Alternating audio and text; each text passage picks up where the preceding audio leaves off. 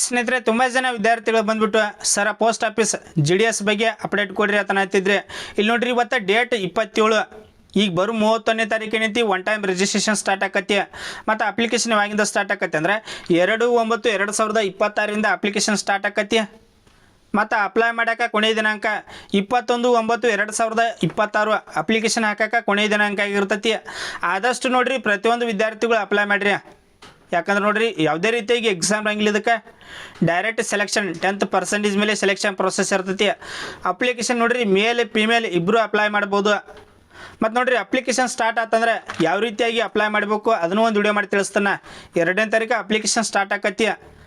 ನೋಡ್ರಿ ಯಾವ ರೀತಿಯಾಗಿ ಅಪ್ಲೈ ಮಾಡಬೇಕು ಅದನ್ನೊಂದು ವಿಡಿಯೋ ಮಾಡಿ ತಿಳಿಸ್ತಾನೆ. ಕೆಲವೊಂದಿಷ್ಟು ವಿದ್ಯಾರ್ಥಿಗಳು ನಾನು ಟೆಲಿಗ್ರಾಮ್ದಾಗ ಮೆಸೇಜ್ ಮಾಡತ್ತಿದ್ರೆ ಸರ ಸ್ಟೇಟ್ ವೈಸ್ ವೇಕೆನ್ಸಿ ಲಿಸ್ಟ್ ಕಳಿಸತ್ತನ್ನತ್ತಿದ್ರೆ ಇಲ್ಲಿ ನೋಡ್ರಿ ಇನ್ನೂ ಸ್ಟೇಟ್ ವೈಸ್ ವೇಕೆನ್ಸಿ ಲಿಸ್ಟ್ ಬಂದಿಲ್ಲ, ಸ್ವಲ್ಪ ವೇಟ್ ಮಾಡಿರಿ. ಲಿಸ್ಟ್ ಬಂದ ತಕ್ಷಣ ಡೈರೆಕ್ಟ್ ನಮ್ಮ ಟೆಲಿಗ್ರಾಮ್ ಮತ್ತು ವಾಟ್ಸಪ್ ಗ್ರೂಪ್ನಲ್ಲಿ ನಾನು ಶೇರ್ ಮಾಡಿರ್ತೀನಿ. ಪ್ರತಿಯೊಂದು ವಿದ್ಯಾರ್ಥಿಗಳು ಜಾಯ್ನ್ ಆಗಿರಿ. ಲಿಂಕ್ ನೋಡ್ರಿ ಡಿಸ್ಕ್ರಿಪ್ಷನಲ್ಲಿ ಕೊಟ್ಟಿರ್ತೀನಿ. ಯಾಕಂದ್ರೆ ನೋಡ್ರಿ ಪೋಸ್ಟ್ ಆಫೀಸ್ ನೆಕ್ಸ್ಟ್ ಏನೇ ಅಪ್ಡೇಟ್ ಬರ್ತಂದ್ರೆ ಡೈರೆಕ್ಟ್ ನಮ್ಮ ಟೆಲಿಗ್ರಾಮ್ದಾಗೂ ಮತ್ತು ವಾಟ್ಸಪ್ದಾಗೂ ಶೇರ್ ಮಾಡ್ತಾ ಇರ್ತೀನಿ. First merit list, second merit list. Last ನೋಡ್ರಿ ಫೆಬ್ರವರಿ ಒಳಗೆ ಕಾಲ್ಫಾರ್ ಮಾಡಿದಾಗ ನಮ್ಮ ಕರ್ನಾಟಕದವ್ರಿಗೆ 1028 ವೇಕೆನ್ಸಿ ಇದ್ದು. ಈ ಸಲ ನೋಡ್ರಿ ನಮ್ಮ ಕರ್ನಾಟಕದವ್ರಿಗೆ ಎಷ್ಟು ವೇಕೆನ್ಸಿಗಳನ್ನು ಕರೀತಾರೆ ಅಂಥೇಳಿ. ಮತ್ತು ನೋಡ್ರಿ 2ನೇ ತಾರೀಕು ಅಪ್ಲಿಕೇಶನ್ ಸ್ಟಾರ್ಟ್ ಆಕತಿ. ಈಗ ಅಪ್ಲಿಕೇಶನ್ ಹಾಕಕ್ಕೆ ಯಾವೆಲ್ಲ ಡಾಕ್ಯುಮೆಂಟ್ಸ್ಗಳು ಬೇಕಾಕವು ಅದನ್ನು ಒಂದು ವಿಡಿಯೋ ಮಾಡಿ ತಿಳಿಸಿನು ನನ್ನ ಚಾನಲ್ದಾಗ ಅಪ್ಲೋಡ್ ಮಾಡಿ. ನೋಡ್ರಿ ಪ್ರತಿಯೊಂದು ವಿದ್ಯಾರ್ಥಿಗಳು ಅಷ್ಟೇ ರೀತಿ ಡಾಕ್ಯುಮೆಂಟ್ಸ್ಗಳನ್ನ ರೆಡಿ ಮಾಡಿ ಇಟ್ಕೋರಿ. ಮತ್ತು ನೀವು ಸೆಲೆಕ್ಟ್ ಆದ್ರಿ ಅಂದ್ರೆ ಡಾಕ್ಯುಮೆಂಟ್ ವೆರಿಫಿಕೇಷನ್ಗೆ ಯಾವೆಲ್ಲ ಡಾಕ್ಯುಮೆಂಟ್ಸ್ಗಳು ಬೇಕಾಕವು ಅದನ್ನು ಕಂಪ್ಲೀಟಾಗಿ ತಿಳಿಸ್ಕೊಡ್ತೀನಿ. ಕೆಲವೊಂದಿಷ್ಟು ವಿದ್ಯಾರ್ಥಿಗಳು ಕೇಳ್ತಿದ್ರೆ ಸರ್ ಕಂಪ್ಯೂಟರ್ ಸರ್ಟಿಫಿಕೇಟ್ ಕಡ್ಡಾಯವಾಗಿ ಬೇಕು ಅಥವಾ ಬೇಡವ ಅಂತ ಕೇಳ್ತಿದ್ರೆ ಅದನ್ನು ನೋಡ್ರಿ ತಿಳಿಸ್ಕೊಡ್ತೀನಿ. ಮತ್ತು ನೋಡ್ರಿ ಹಂಗೆ ಪ್ರತಿಯೊಂದು ವಿದ್ಯಾರ್ಥಿಗಳು ಸಬ್ಸ್ಕ್ರೈಬ್ ಒಂದು ಮಾಡ್ಕೊರಿ. ಯಾಕಂದ್ರೆ ನೋಡ್ರಿ GDS ಬಗ್ಗೆ ನೆಕ್ಸ್ಟ್ ಏನೇ ಅಪ್ಡೇಟ್ ಬರ್ತಂದ್ರೆ ನಿಮ್ಗೆ ಲಾಸ್ಟ್ ವಿಡಿಯೋದಾಗ ಹೇಳಿನ ನೋಡ್ರಿ ಪೋಸ್ಟ್ ಆಫೀಸ್ ವಿಷಯಕ್ಕೆ ಬರೋದಾದ್ರೆ ನೀವೇನು ಅಪ್ಲಿಕೇಶನ್ ಹಾಕ್ತಿರಲ್ಲ, ಅಪ್ಲಿಕೇಶನ್ ಹಾಕೋದ್ರ ಬಗ್ಗೆ ಹಿಡಿದು ಲಾಸ್ಟ್ ಟೈಮ್ ನೀವು ಜಾಯ್ನಿಂಗ್ ಲೆಟ್ರ್ ತೆಗೆದುಕೊಳ್ತಿರಲ್ಲ ಅಲ್ಲಿವರೆಗೂ ಕೂಡ A to Z ಇನ್ಫಾರ್ಮೇಷನ್ ತಿಳಿಸ್ಕೊಡ್ತಾ ಇರ್ತೀನಿ. ಈಗ ನೋಡ್ರಿ ನೀವು ಲಿಸ್ಟ್ ಕೂಡ ಮಾಡ್ಕೊರಿ.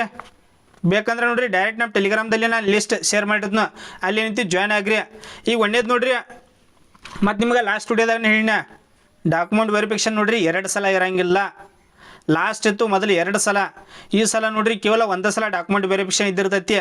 ನೀವು 8ರಿಂದ 9 ಡಾಕ್ಯುಮೆಂಟ್ಸ್ ಬೇಕಾಕಾವ, ಅವೆಲ್ಲ ಡಾಕ್ಯುಮೆಂಟ್ಸ್ಗಳನ್ನ ಹೋಗಿ ಸಬ್ಮಿಟ್ ಮಾಡಬೇಕು. ಈಗ ಒಂದೇದು ಯಾವ್ದು ಬೇಕಂದ್ರೆ ಒಂದೇದು ನೋಡ್ರಿ 10th ಮಾರ್ಕ್ಸ್ ಕಾರ್ಡ್, ಒಂದೇದ 10th ಮಾರ್ಕ್ಸ್ ಕಾರ್ಡ್ ಬೇಕು. ಈಗ ಅಪ್ಲಿಕೇಶನ್ ಹಾಕುವಂಥ ವಿದ್ಯಾರ್ಥಿಗಳು 10th ಮಾರ್ಕ್ಸ್ ಕಾರ್ಡ್ನಲ್ಲಿ ಯಾವ ರೀತಿಯಾಗಿದ್ದಿರ್ತೈತಿ ಅದೇ ರೀತಿಯಾಗಿ ನೇಮ್, ಫಾದರ್ ನೇಮ್, ಮಾರ್ಕ್ಸ್ ನೀವು 1 ಮಾರ್ಕ್ಸ್ಗಳನ್ನು ಹೆಚ್ಚು ಕಮ್ಮಿ ಮಾಡಿದ್ರೆ ಅಂದರೆ ಡೈರೆಕ್ಟ್ ಡಾಕ್ಯುಮೆಂಟ್ ವೆರಿಫಿಕೇಷನ್ದಾಗ ರಿಸಲ್ಟ್ ಮಾಡ್ತಾರೆ. ಸೊ ಅದಕ್ಕಾಗಿ ನೋಡ್ರಿ ಸ್ವಲ್ಪ ಪ್ರತಿಯೊಂದು ವಿದ್ಯಾರ್ಥಿಗಳು ವೇಟ್ ಮಾಡಿರಿ. ಅಪ್ಲಿಕೇಶನ್ ಸ್ಟಾರ್ಟ್ ಆತಂದ್ರೆ ಅವಸರ ಮಾಡಿ ಅಪ್ಲಿಕೇಶನ್ ಹಾಕಬೇಡ್ರಿ. ನಾನು ನಿಮ್ಗೆ ಯಾವ ರೀತಿಯಾಗಿ ಅಪ್ಲೈ ಮಾಡಬೇಕು ಅದನ್ನೊಂದು ವಿಡಿಯೋ ಮಾಡಿ ತಿಳಿಸ್ತೀನಿ. ಒಂದೇದು ನೋಡ್ರಿ 10th ಮಾರ್ಕ್ಸ್ ಕಾರ್ಡ್ ಬೇಕು. 2ನೇದು ಐಡೆಂಟಿಟಿ ಪ್ರೂಫ್. ಇದ್ರೊಳಗೆ ನೋಡ್ರಿ ಯಾವುದಾದ್ರೂ ಒಂದು Aadhaar card, PAN card, voting card ಈ 3 ಥರ ಒಂದು ಕೊಟ್ಟರು ನಡಿತೈತಿ. ಐಡೆಂಟಿಟಿ ಪ್ರೂಫ್ ಒಳಗೆ Aadhaar card, PAN card, voting card 2ನೇದು. ನೆಕ್ಸ್ಟ್ ನೋಡ್ರಿ 3ನೇದು ಕ್ಯಾಸ್ಟ್ ಸರ್ಟಿಫಿಕೇಟ್. 3ನೇದು ಯಾವ್ದು ಕ್ಯಾಸ್ಟ್ ಸರ್ಟಿಫಿಕೇಟ್, ಅದು ವ್ಯಾಲಿಡ್ ಆಗಿರ್ಬೇಕು. ನೋಡ್ರಿ ಅದ್ರೊಳಗೆ ಡೇಟ್ ಇದ್ದಿರ್ತೈತಿ. ಎಕ್ಸ್ಪೈರ್ ಆಗಿತ್ತಂದ್ರೆ ಈಗ ಏನೈತಿ ಹೊಸ ತೆಗಿಸ್ರಿ ಅಥವಾ ಏನೈತಿ ರಿನ್ಯೂವಲ್ ಮಾಡಿಸ್ರಿ. 3ನೇದು ಕ್ಯಾಸ್ಟ್ ಸರ್ಟಿಫಿಕೇಟ್. ನೆಕ್ಸ್ಟ್ ನೋಡ್ರಿ PWD ಸರ್ಟಿಫಿಕೇಟ್. ಇದು ಕೇವಲ ಯಾರಿಗಂದ್ರೆ ಪ್ರತಿಯೊಂದು ವಿದ್ಯಾರ್ಥಿಗಳಿಗೆ ಅಲ್ಲಿದೆ ಯಾರು ಅಂಗವಿಕಲ ಇರ್ತಾರಲ್ಲ ಅಂಗವಿಕಲ ವಿದ್ಯಾರ್ಥಿಗಳಿಗೆ ಮಾತ್ರ ಏನೈತಿ PWD ಸರ್ಟಿಫಿಕೇಟ್. ನೆಕ್ಸ್ಟ್ ನೋಡ್ರಿ EWS ಸರ್ಟಿಫಿಕೇಟ್ ಕೂಡ ಎಷ್ಟನೇದ 5ನೇದ. 6ನೇದ ಟ್ರಾನ್ಸ್ಜೆಂಡರ್ ಸರ್ಟಿಫಿಕೇಟ. 6ನೇದ ಟ್ರಾನ್ಸ್ಜೆಂಡರ್ ಸರ್ಟಿಫಿಕೇಟ್. 7ನೇದು ನೋಡ್ರಿ ಡೇಟ್ ಆಫ್ ಬರ್ತ್ ಪ್ರೂಫ್. ಇದ್ರೊಳಗೆ ನೋಡ್ರಿ ನಿಮ್ದು 10th ಮಾರ್ಕ್ಸ್ ಕಾರ್ಡು ನಡೀತೈತಿ. Aadhaar card, PAN card, voting card ಇದ್ರೊಳಗೆ ನೋಡ್ರಿ ಯಾವುದು ಒಂದು ಕೊಟ್ಟರು ನಡೀತೈತಿ ಡೇಟ್ ಆಫ್ ಬರ್ತ್ ಪ್ರೂಫ್ ಒಳಗೆ. ನೆಕ್ಸ್ಟ್ ನೋಡ್ರಿ ಮೆಡಿಕಲ್ ಸರ್ಟಿಫಿಕೇಟ್. ಇದ್ರ ನೋಡ್ರಿ ಮೆಡಿಕಲ್ ಸರ್ಟಿಫಿಕೇಟ್ ಫಾರ್ಮ್ಯಾಟ್ ಡೈರೆಕ್ಟ್ ನಮ್ಮ ಟೆಲಿಗ್ರಾಮ್ದಲ್ಲಿ ಶೇರ್ ಮಾಡಿರ್ತೀನಿ ನೋಡ್ರಿ. ಅದೇ ರೀತಿಯಾಗಿ ತೆಗಿಸ್ರಿ. ಇಲ್ಲಿ ನೀವು ಇದನ್ನು ಎಲ್ಲಿ ತೆಗಿಸ್ಬೇಕಂದ್ರೆ ನೋಡ್ರಿ ಗೌರ್ಮೆಂಟ್ ಹಾಸ್ಪಿಟಲ್ದಾಗ ಮೆಡಿಕಲ್ ಸರ್ಟಿಫಿಕೇಟ್ ತೆಗಿಸ್ಬೇಕು. ಮತ್ತು ಕಂಪ್ಯೂಟರ್ ಸರ್ಟಿಫಿಕೇಟ್ ಇದನ್ನು ಪ್ರತಿಯೊಂದು ವಿದ್ಯಾರ್ಥಿಗಳು ಕೇಳ್ತಿದ್ರಿ ಸರ್ ಕಂಪ್ಯೂಟರ್ ಸರ್ಟಿಫಿಕೇಟ್ ಬೇಕೋ ಬೇಡವ ಅಂಥೇಳಿ. ಇಲ್ಲಿ ನೋಡ್ರಿ ಕಂಪ್ಯೂಟರ್ ಸರ್ಟಿಫಿಕೇಟ್ ಏನೈತಿ ಕೇವಲ ಎಕ್ಸ್ಪೀರಿಯನ್ಸ್ ಇದ್ದಿರ್ತೈತಿ. ಇದೇನು ಕಡ್ಡಾಯವಾಗಿ ಏನೈತಿ ಸರ್ಟಿಫಿಕೇಟ್ ಬೇಕಾಗಿರುವುದಿಲ್ಲ. ಅಂಡರ್ಸ್ಟ್ಯಾಂಡ್? ಕಂಪ್ಯೂಟರ್ ಸರ್ಟಿಫಿಕೇಟ್ ಐತಿ ಕೇವಲ ಎಕ್ಸ್ಪೀರಿಯನ್ಸ್ ಅಷ್ಟೇ. ನಿಮಗೆ ನೋಡ್ರಿ ಕಂಪ್ಯೂಟರ್ ಸರ್ಟಿಫಿಕೇಟ್ ಕಡ್ಡಾಯವಾಗಿ ಡಾಕ್ಯುಮೆಂಟ್ ವೆರಿಫಿಕೇಷನ್ದಾಗ ಸಬ್ಮಿಟ್ ಮಾಡುವಂತಿಲ್ಲ, ಅದೇನು ಅವಶ್ಯಕತೆ ಇರೋಂಗಿಲ್ಲ. ಕೇವಲ ನೋಡ್ರಿ 8 ಡಾಕ್ಯುಮೆಂಟ್ಸ್ಗಳು ಬೇಕಾಕವು. ಮತ್ತು ನೋಡ್ರಿ ಇದನ್ನು ಬಿಟ್ಟು ನಿಮಗೆ ಏನೇ ಡೌಟ್ಸ್ ಇತ್ತಂದ್ರೆ ಕಮೆಂಟ್ಸ್ ಮಾಡ್ಬೋದು. Any doubts?